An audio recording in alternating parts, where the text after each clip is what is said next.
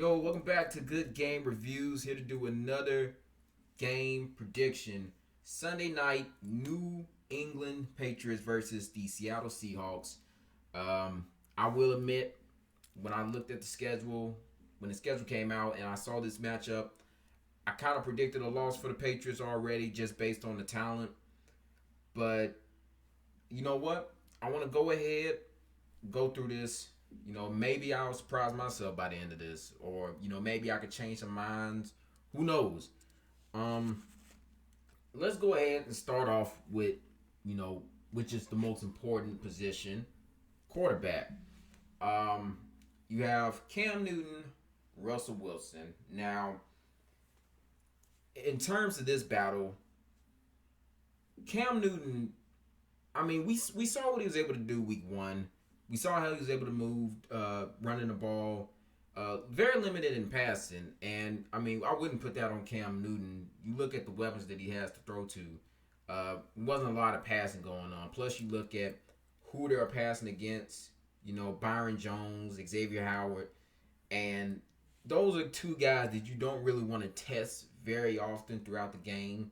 So, I mean, seeing that they weren't able to do a lot through the air, it makes a lot of sense. And seeing that they wanted to, use the best possible plays that you could when you're working with a guy like Cam Newton, I could see why they were able to, even it out in terms of passing and running for him, and they just, it just balanced out like that. 155 yards, I believe, passing, 75 yards rushing.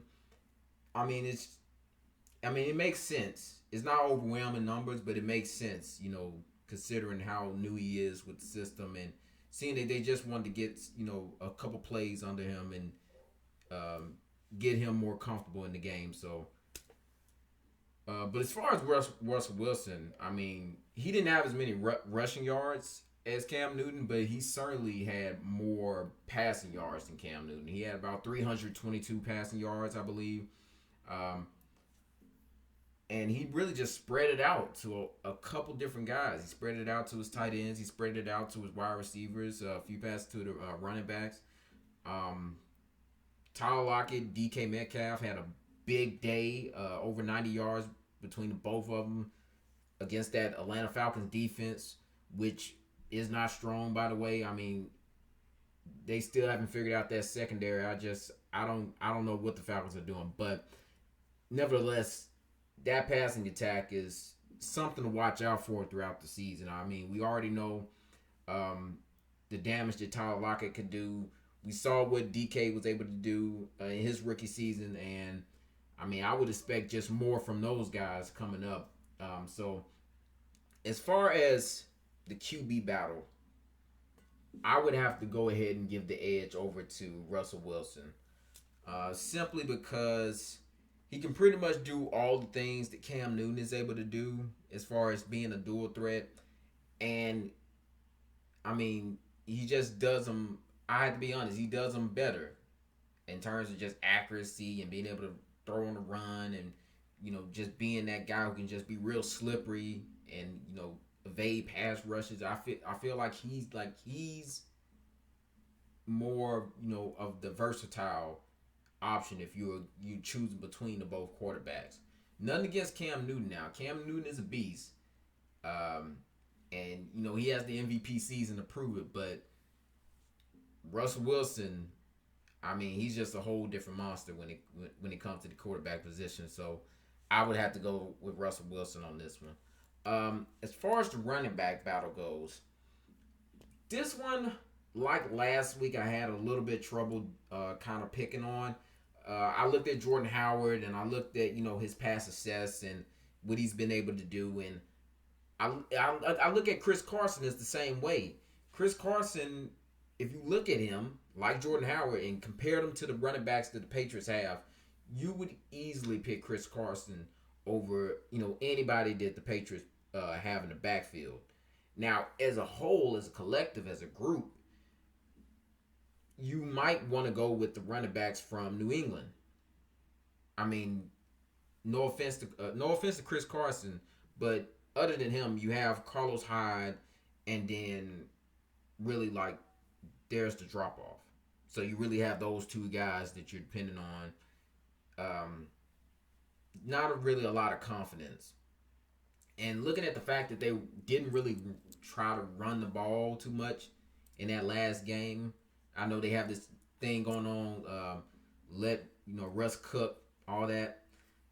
I mean, what it looks like, it just seems like they're throwing it a little bit more. They're determined to throw it a little more. Let Russell throw it a little bit more this season, and not so much as like get rid of the running game as a whole, but at least kind of like balance it out a little bit and let Russell Wilson throw a little bit more. Because I know the Seahawks have been known for a while to be kind of like a rushing team. They've always had that rushing element to them, but I feel like this season with the weapons that they have, just in the wide receiver room alone, not to mention tight ends and all that, I feel like with all that going on, they might want to pass it a little bit more. Now, the Seahawks did come out and say that they will be determined to run the ball, a lot more, especially coming into this next week. But from what we saw, looking at week 1, it seems like they're going to be more determined to pass the ball. So if they can't run it like they want to, if Chris Carson can't get off to a certain rhythm or whatnot, then they're probably going to go back to their formula for week 1, and they're going to start passing a little bit more. So that's why I picked the running backs with New England. I picked the New England running backs to have the edge in this battle, because I feel like the Patriots will go the complete opposite and depend more on that group to kind of like get the flow as far as going down the field goes. Now with wide receivers, I went Seahawks, and this wasn't a hard choice at all, really. Like I said in the last video, they have to do more. First of all, they have to do more. It can't just be Edelman. Nikhil has to step up. Demir Bird has to step up. They didn't even target Demir Bird at all. He had all that time, out there on the field, but no production to show for it. So when you're only targeting 2 guys, Julian Edelman and Nikhil Harry, in the passing game, as far as the wide receivers go, and your number 3 option doesn't even get any action, it's kind of concerning. I said that they probably would want to pick up somebody, make a trade, or do something, but this is just one of the concerns that we have to go into the season again. Like, what is this wide receiver room really going to look like? Is it going to be underwhelming like it was last year? Are they going to make some changes? Is somebody going to step up? Who knows? But Seahawks, luckily, they don't have to deal with that situation because they have their guy. They have DK, who they were able to acquire in the 3rd round last year, and to my surprise, really, I thought would have been picked a whole lot earlier than he was, but he's been pretty much a success so far. So they didn't whiff on that. Tyler Lockett, he's his old reliable self. Him and Russell Wilson have possibly the best quarterback wide receiver connection, at least right now. I would have easily gone Tom Brady, Julian Edelman, because of just how connected they were. But Tom Brady's not here anymore, so I had to go another route. So I would say Russell Wilson and Tyler Lockett, easily they have that best connection as far as quarterback and wide receiver goes. So how they go, how they get down. As far as tight ends, now I will admit, Ryan Izzo, looking the way he did, even though he only caught 1 pass, looking at how he was moving, look at the decision he was able to make in order to get open, get some space, and catch the ball and churn for some more yards. I like it. I would say I was impressed by that. I was like, Ryan Izzo. But then again, still not a lot, because it's 1 catch and it's 1 guy who's gotten the attention so far, and we're still waiting on Devin Asiasi and Dalton King to at some point show up in this offense. And being that they're 3rd round picks, 10 draft spots between the both of them.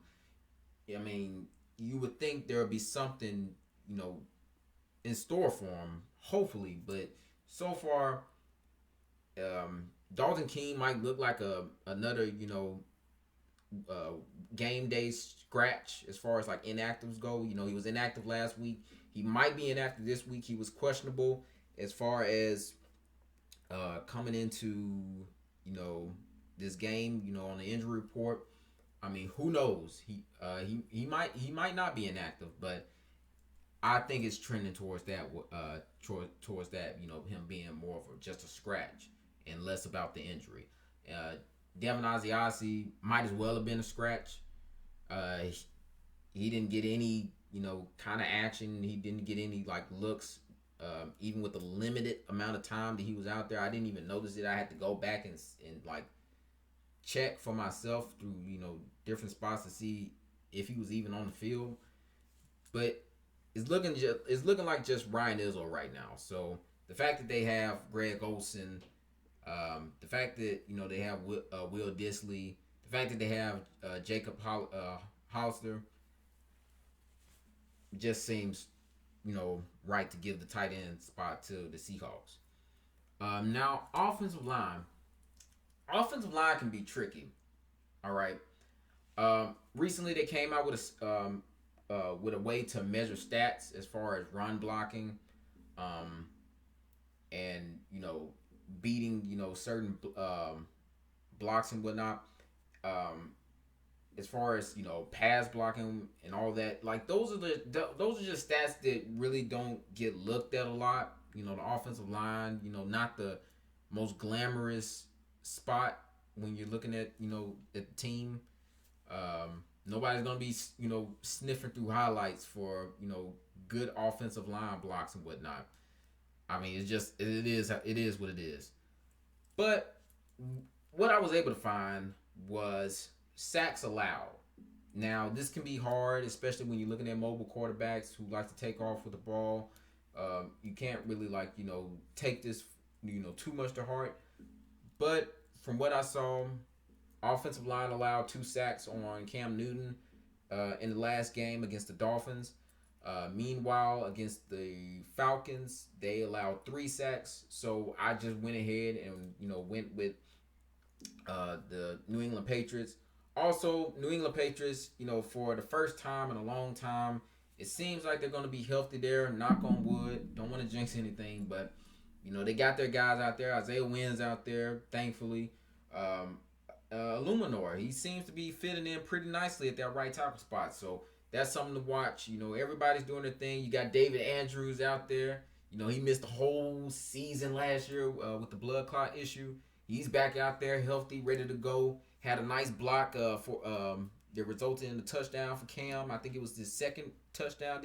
No, not his second. I think it was the touchdown for Sony Michel, which he pretty much dived in and opened up that space for him. So very nice. Or it might have been the first touchdown. I had to go back. I'm sorry, but all I remember is David Andrews had a nice block, and it's good to see him out there.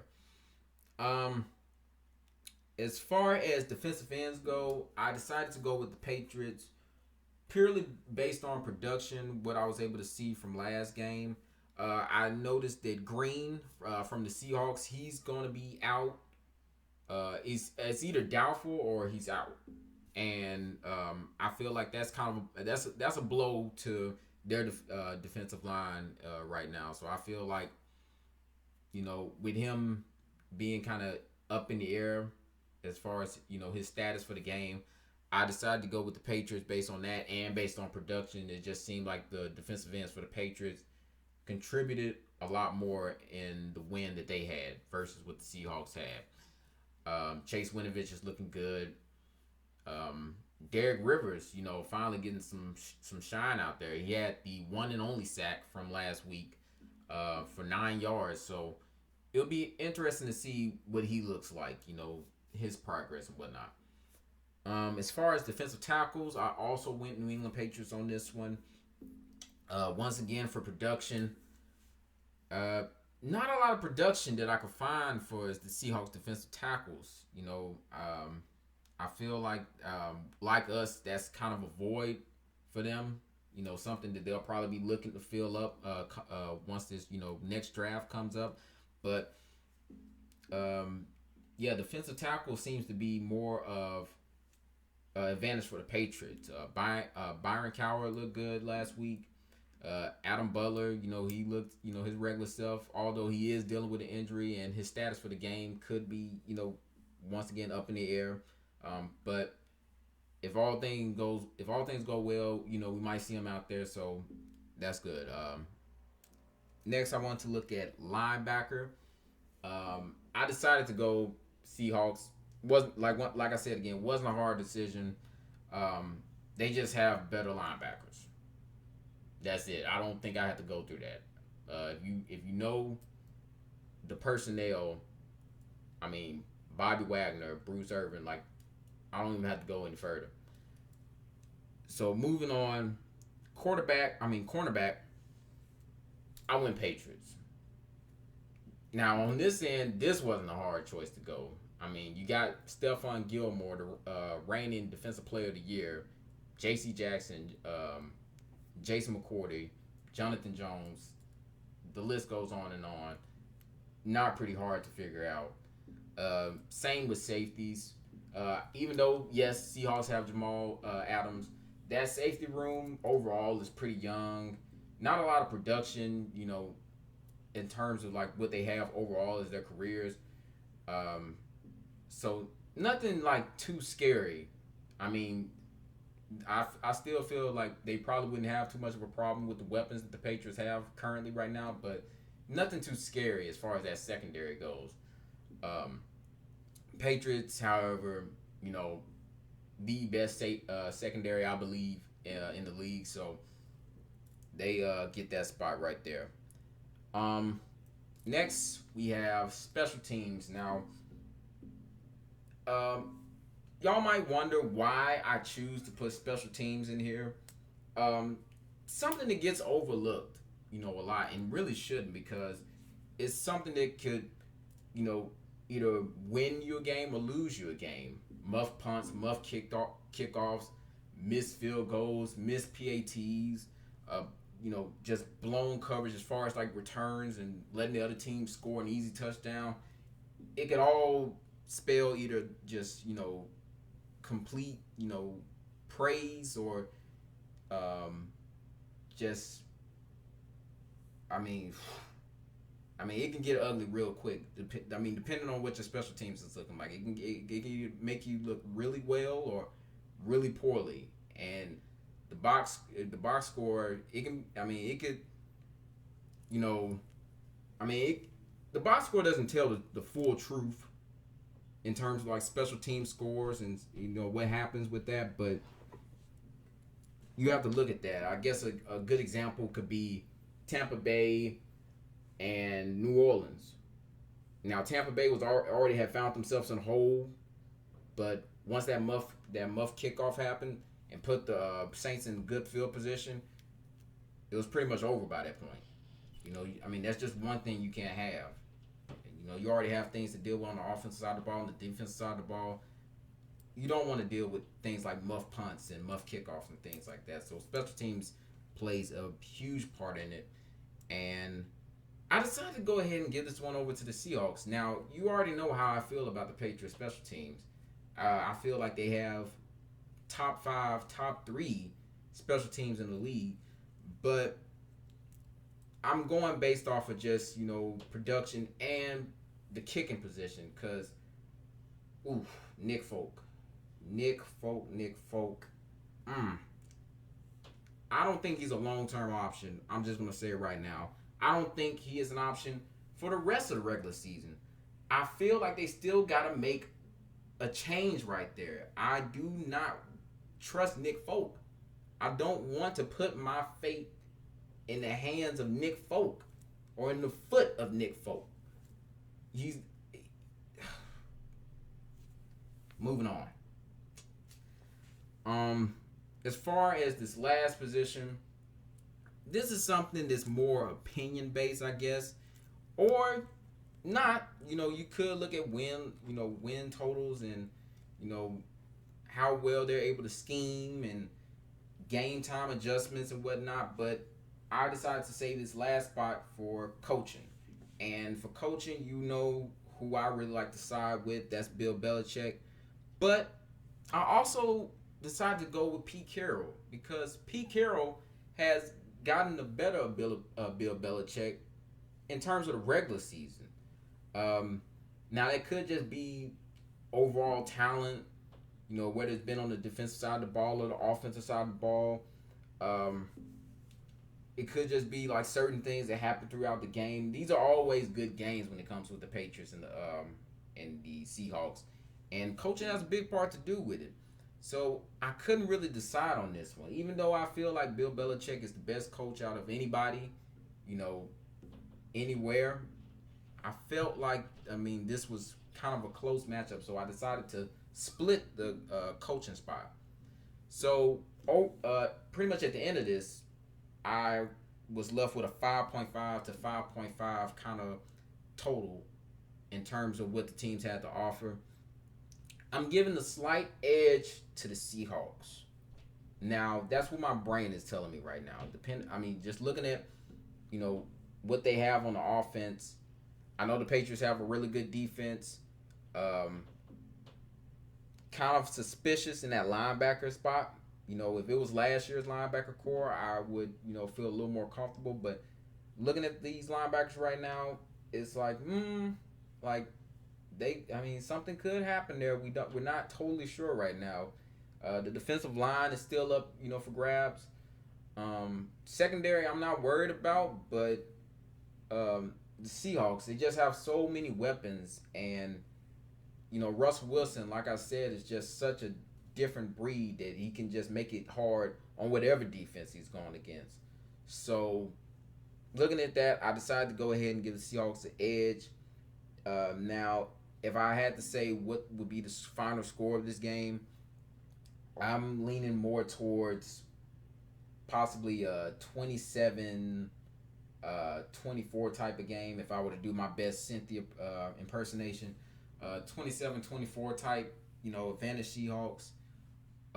Only because of, what they're able to produce through the offense and coming down again to that kicking spot. I feel like, knock on wood, Nick Folk could put this team in a bad position. Excuse me. It's just something to watch out for. Now, in my heart, I do hope that the Patriots win this game. I really do want them to win this game. But, we have to look at this realistically. So that's all I have for this prediction.